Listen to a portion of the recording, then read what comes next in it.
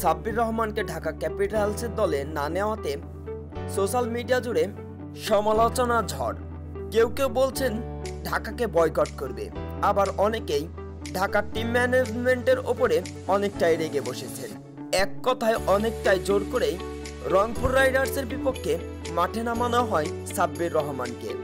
দলীয় মাত্র ৬২ রানে যখন তানজিদ হাসান তামিম প্যাভিলিয়নে ফিরেন, তখন হাস্যোজ্জ্বল চোখে ব্যাটিং করতে নামে সাব্বির রহমান রুবল। কিন্তু ফলাফল জিরো। ব্যাটে কোনো পারফরমেন্স নেই, বাজে শট খেলতে গিয়ে ক্যাচ আউট হয়ে প্যাভিলিয়নে ফিরেন সাব্বির রহমান। তবে যাবার আগে নিজের নামের পেছনে কোনো বড় ধরনের কিংবা কোনো সুবিচারই করতে পারেনি সাব্বির রহমান। ৭ বল খেলে মাত্র ২ রান করে প্যাভিলিয়নের পথ ধরে সাব্বির রহমান যখন ক্যাচ আউট হয়ে যায়, তখন গ্যালারিতে থাকা দর্শকরা হতাশ হয়ে যায়। কিন্তু সাব্বির রহমান কোনো হতাশ ছিলেন না। তিনি আসলে যে তার কোনো পারফরমেন্স নেই, শুধুমাত্র টিকটকে তার পারফরমেন্স, খেলার মাঠে জিরো। সেটা বুঝতে চায় না সাব্বির রহমানের ভক্ত সমর্থকরা।